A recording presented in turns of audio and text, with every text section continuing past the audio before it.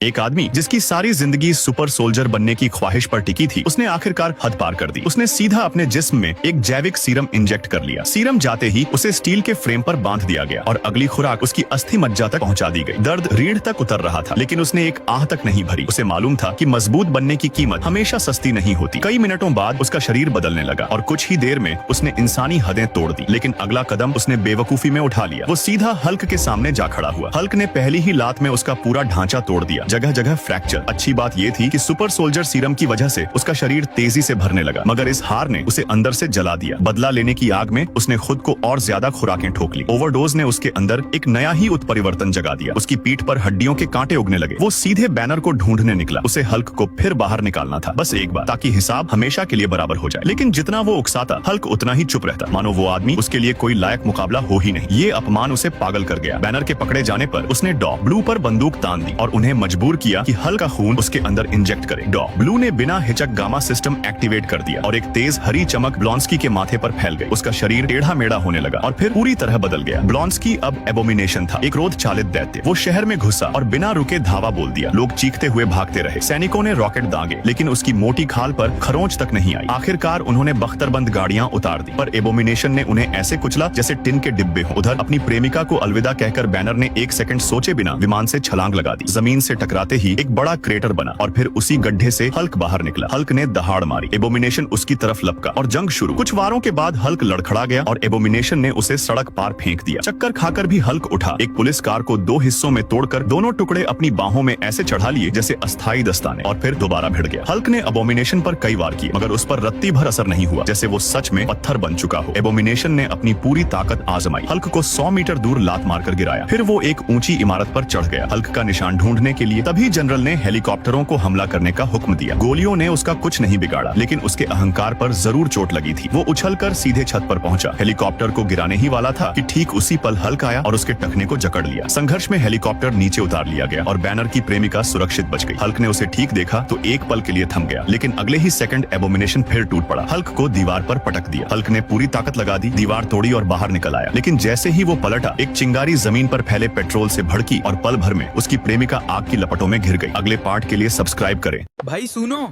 इतना मेहनत करके वीडियो बनाया, अब तुम बस देख के स्क्रॉल मत करना। लाइक कर दो, शेयर कर दो, फॉलो भी कर लो, वरना रात को नोटिफिकेशन नहीं, मैं आऊंगा सामने में।